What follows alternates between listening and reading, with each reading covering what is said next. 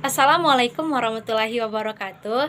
Perkenalkan, nama saya Cindy Marionida, NIM 1959 1217, Prodi PGMI, Lokal 4H.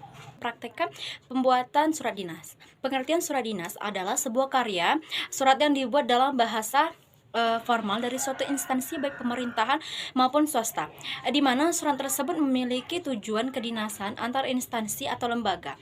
Karena sifat kedinasan dalam pembuatan surat dinas harus mengacu pada standar surat resmi yang menggunakan bahasa resmi sesuai EYD. Karena surat ini tergolong surat resmi, maka surat ini biasanya memiliki beberapa bagian yang harus tertera secara jelas. Diantaranya adalah yang pertama adalah kop surat. Kop surat ini merupakan bagian awal dan teratas dari sebuah surat perdinasan. Fungsinya untuk menjelaskan dari mana instansi yang mengeluarkan surat tersebut. Biasanya kop surat terdiri dari logo instansi, nama instansi, alamat instansi, nomor telepon, dan email instansi. Yang kedua yaitu adalah tanggal surat. Saat membuat surat dinas, jangan lupa untuk selalu mencantumkan tanggal. Dengan adanya tanggal akan memudahkan kita untuk mengingat kapan waktu surat itu dikeluarkan. Yang ketiga adalah nomor surat. Nomor surat dalam sebuah surat dinas adalah hal wajib bagi sebuah instansi yang mengeluarkan surat dinas. Yang keempat adalah perihal. Pada bagian perihal, surat dinas menjelaskan secara singkat maksud dan tujuan dikeluarkannya surat dinas tersebut. Yang kelima yaitu adalah alamat.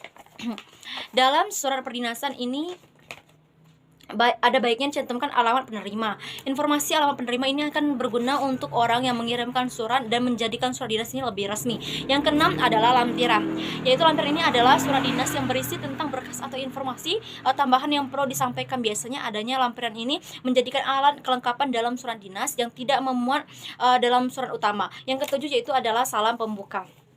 Seperti halnya surat lainnya, surat dinas juga wajib menggunakan salam pembuka yang formal agar surat dinas terlihat lebih resmi. Yang kedelapan adalah isi surat. Pada bagian isi surat sebaiknya menjelaskan secara detail, singkat, dan padat mengenai maksud dan tujuan pembuatan surat. Yang keenam adalah salam penutup. Jangan lupakan salam penutup sebagai bagian akhir surat. Yang ke-10 yaitu adalah nama dan stempel. Stempel yang tidak kalah penting adalah pencantuman nama pejabat yang berwenang mengeluarkan surat dan stempel instansi penerbit tersebut. Yang ke-11 adalah tebusan. Tebusan dibuat apabila ada pihak lain yang perlu mendapatkan informasi mengenai surat dinas yang kita buat.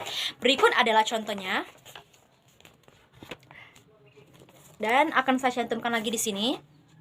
Ini adalah contoh dari pembuatan surat dinas. Baiklah, untuk yang selanjutnya yaitu agenda harian guru. Agenda harian guru merupakan sebuah berkas yang berisi catatan guru terkait aktivitas mengajar di dalam kelas.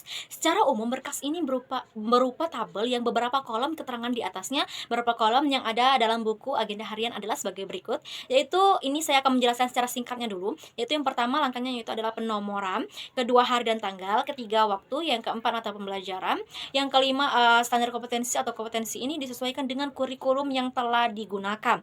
Yang keenam kompetensi dasar, yang ketujuh indikator, dan yang kedelapan sumber atau alat pembelajaran, dan yang sembilan keterangan. Dan di bagian bawahnya untuk setiap halaman dituliskan tanggal dan tanda tangan guru yang bersangkutan. Baiklah, langkah-langkah selanjutnya itu untuk mengisi agenda harian guru ini saya akan menjelaskan.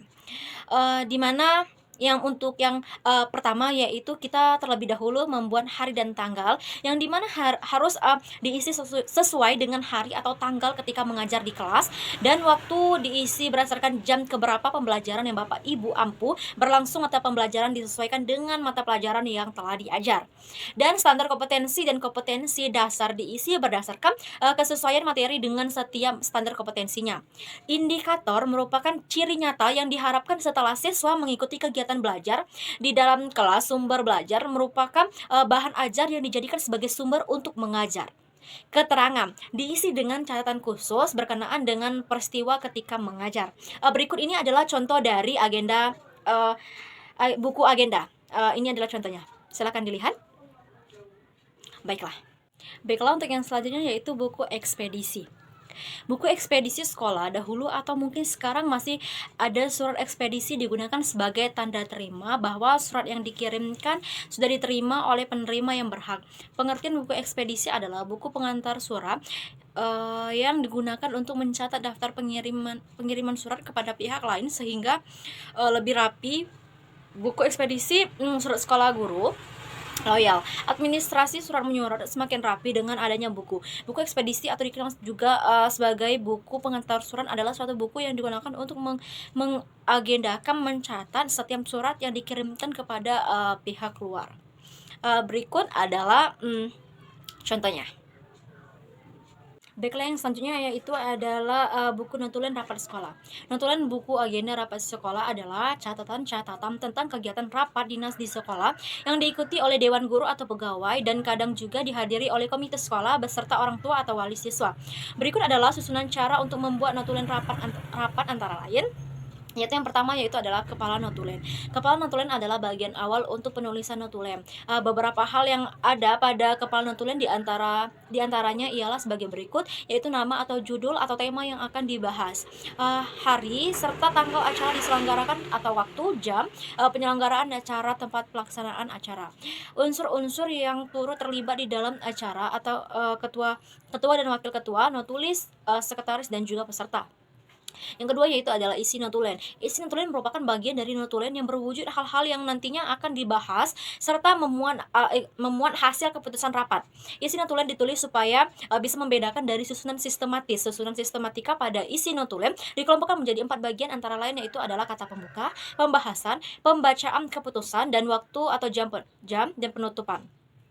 Yang C adalah bagian akhir notulen. Bagian terakhir adalah penulisan terakhir yang terkandung di dalam notulen dengan isi berupa penjelasan terkait beberapa hal akhir dari penulisan notulen. Pada bagian akhir notulen dikelompokkan menjadi 3 bagian, antara lain yaitu yang pertama nama jabatan, tanda tangan, nama pejabat, pangkat dan atau NIP. Dan yang keempat yaitu adalah penandatanganan. Penandatanganan ini berisi mengenai tanda tangan dari beberapa pihak yang dianggap penting serta bertanggung jawab atas terwujudnya acara rapat tersebut. Notulen pada umumnya ditandatangani oleh ketua, wakil ketua, sekretaris, serta notulis. Dan ini adalah contoh dari buku notulen rapat sekolah. Ini adalah contohnya. Baiklah, yang selanjutnya yaitu adalah pemeliharaan gedung.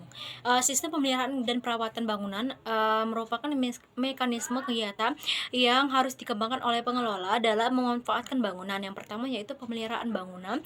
Pemeliharaan adalah langkah preventif, yaitu tindakan pada bangunan yang dilakukan secara rutin dan dapat pula pada selang waktu yang tertentu dengan beberapa kriteria yang ditentukan sebelumnya. Contoh kegiatan pemeliharaan rutin diantaranya yaitu adalah pembersihan lantai ruangan, kusen dan jendela atau plafon dan dinding dan lain-lain, pembersihan kloset, bak mandi, lantai dan dinding toilet, bak laboratorium dan lain-lain.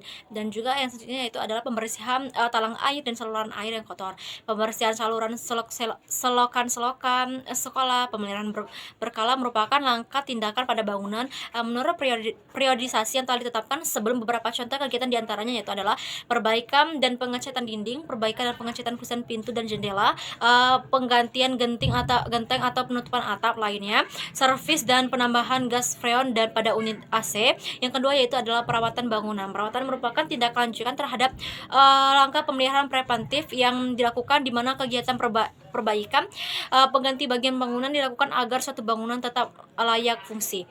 Yang dilaksanakan umumnya yaitu adalah rehabilitas yang memperbaiki beberapa bagian bangunan yang telah mengalami kerusakan. Yang kedua yaitu adalah renovasi, memperbaiki bangunan yang sebagian telah rusak berat dengan tetap mempertahankan sesuai fungsi semula, di mana perubahan dalam arsitektur, struktur maupun utilitas pada bangunan.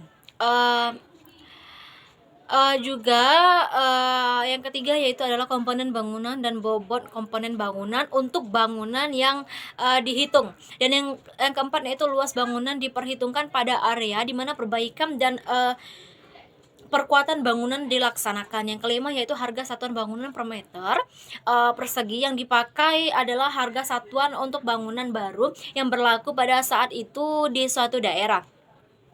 Yang selanjutnya itu yang keenam yaitu Estimasi biaya pemeliharaan bangunan dihitung dengan pendekatan sebagai berikut, yaitu estimasi biaya pemeliharaan luas bangunan dikali bobot komponen kali harga satu bangunan, yang dimana luas bangunan adalah luas bangunan yang diperhitungkan pada area pemeliharaan bangun dan juga presentasi bobot komponen bangunan, harga satuan bangunan per meter persegi yang diperhitungkan. Estimasi biaya merupakan pendekatan rencana anggaran biaya yang perlu dialokasi bagi perbaikan dan perkuatan bangunan. Baiklah, yang selanjutnya yaitu adalah pemeliharaan halaman sekolah. Yang termasuk halaman sekolah yaitu adalah yang pertama yaitu adalah pagar sekolah. Pagar sekolah dibuat agar tidak membahayakan peserta didik. Pagar besi tidak runcing, tingginya kurang lebih 110 sampai 140 cm. Dan yang kedua yaitu adalah taman sekolah. Penanaman dan pengaturan pohon, rumput, dan bunga-bunga disesuaikan dengan lokasi yang tersedia. Kepala sekolah dapat juga meminta bantuan petunjuk dari Dinas Pertamanan mengenai pembinaan taman sekolah. Yang selanjutnya yaitu yang ketiga adalah tempat upacara. Taman sekolah hendaklah dialas dengan semen atau aspal agar pada musim hujan tidak becek atau tidak berdebu pada saat musim panas. Yang keempat yaitu adalah lapangan olahraga. Baiklah, yang selanjutnya yaitu adalah pemeliharaan perlengkapan sekolah. Perlengkapan yang dicontohkan berikut ini misalnya laboratorium, instalasi air, instalasi listrik, meja tulis, mesin stainless, dan lemari besi. Pemeliharaan seperti berikut yaitu laboratorium. Pemeliharaan sehari-harinya yaitu seperti menyapu, mengepel lantai, membersihkan pintu, jendela, kaca, dan lain-lain dilaksanakan oleh petugas yang telah ditunjuk. Yang selanjutnya yaitu adalah pemeliharaan berkala. Sekurang-kurangnya sebulan sekali harus kontrol atap dinding dan lainnya. Apabila ada kebocoran, keretakan, atau kerusakan lain dan bila tidak dapat diatasi oleh petugas yang bersangkutan, segera laporkan kepada pimpinan untuk segera diusahakan diperbaiki. Yang selanjutnya itu adalah instalasi air. Yang pemeliharaan sehari-harinya yaitu setiap hari pemakaian air harus diperhatikan. Setiap habis pemakaiannya keran harus ditutup. Dan yang kedua yaitu adalah bak penumpang air, wastafel, dan lain-lain harus dibersihkan. Pemeliharaannya berkala, sekurang-kurangnya sebulan sekali harus dikontrol apakah pipa atau meteran air berjalan dengan baik atau tidak. Yang selanjutnya yaitu adalah apabila meteran tidak berjalan dengan baik, segera laporkan kepada perusahaan air minum atau PAM untuk segera diperbaiki. Dan yang ketiga yaitu adalah instalasi listrik. Pemeliharaan sehari-harinya yaitu yang pertama yaitu pemakaian aliran harus diperhatikan pada siang hari dalam ruang yang cukup terang, lampu dipadamkan. Dan yang kedua yaitu panel atau kontak screen diperiksa. Yang ketiga yaitu bola-bola lampu diperiksa, bila ada yang putus segera diganti. Pemeliharaannya berkala, sekurang-kurangnya sebulan sekali. Instalasi harus dikontrol terutama pada meteran pemakaian. Apakah ada kelainan pada meteran atau kelebihan pemakaian aliran listrik atau strom. Yang selanjutnya itu ada instalasi jaringan kabel agar dikontrol jika ada kerusakan yang tidak dapat diatasi sendiri oleh petugas, segera lapor kepada PLN.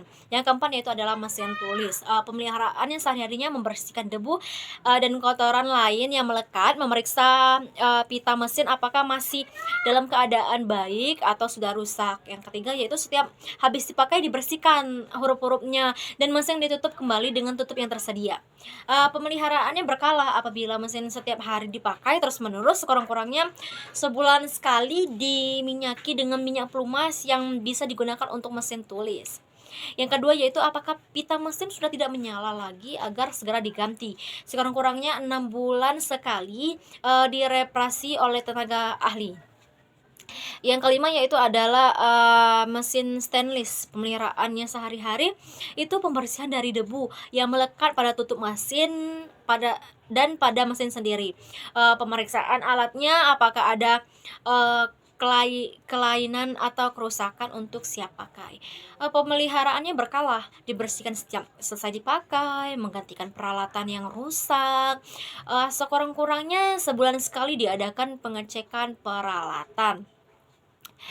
Dan juga yang keenam yaitu adalah mesin hitung. Pemeliharaan sehari-harinya yaitu pembersihan dari debu dan kotoran yang melekat, pemakaiannya agar berhati-hati sehingga alat di dalamnya tidak mudah rusak. Pemeliharaan berkala menggantikan kertas truk bila habis.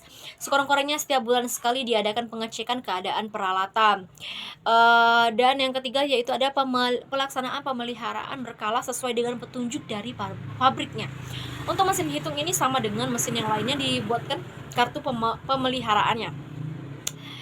Dan yang selanjutnya yaitu adalah kipas angin. Pemeliharaan sehari-hari membersihkan dari debu dan kotoran yang lainnya melekatnya.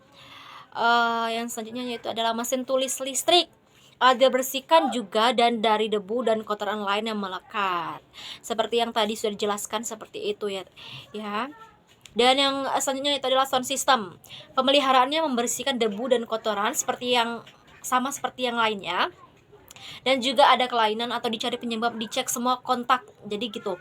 Pemeliharaan berkala, apabila ada kerusakan segera diperbaiki oleh ahlinya. Baiklah yang selanjutnya yaitu adalah kegiatan manajemen yang diinginkan. The Roach 986 sebelum menyusun bukunya yang berjudul How School Administrator Solved the Problem, melakukan survei kepada 2.000 kepala sekolah. Dalam survei itu meminta setiap kepala sekolah menuliskan pada kartu pos masalah-masalah yang dihadapi di sekolahnya masing-masing. Mereka mengelompokkan menjadi 6 gugusan substansi, yaitu gugusan substansi yang pertama yaitu kurikulum atau pembelajaran, yang kedua kesiswaan, yang ketiga pegawaian, yang keempat sarana dan prasarana, dan yang kelima keuangan, dan yang keenam adalah lingkungan dan masyarakat. Demikianlah sehingga paling tidak 6 manajemen di sekolah dasar, yaitu manajemen kurikulum dan pembelajaran, manajemen kesiswaan yang sering juga disebut dengan manajemen peserta didik, manajemen kepegawaian, manajemen sarana dan prasarana, manajemen keuangan, dan manajemen hubungan masyarakat. Baiklah, hanya itu saja yang bisa saya jelaskan. Lebih dan kurang saya mohon maaf. Wabillahi taufiq wal hidayah. Wassalamualaikum warahmatullahi wabarakatuh.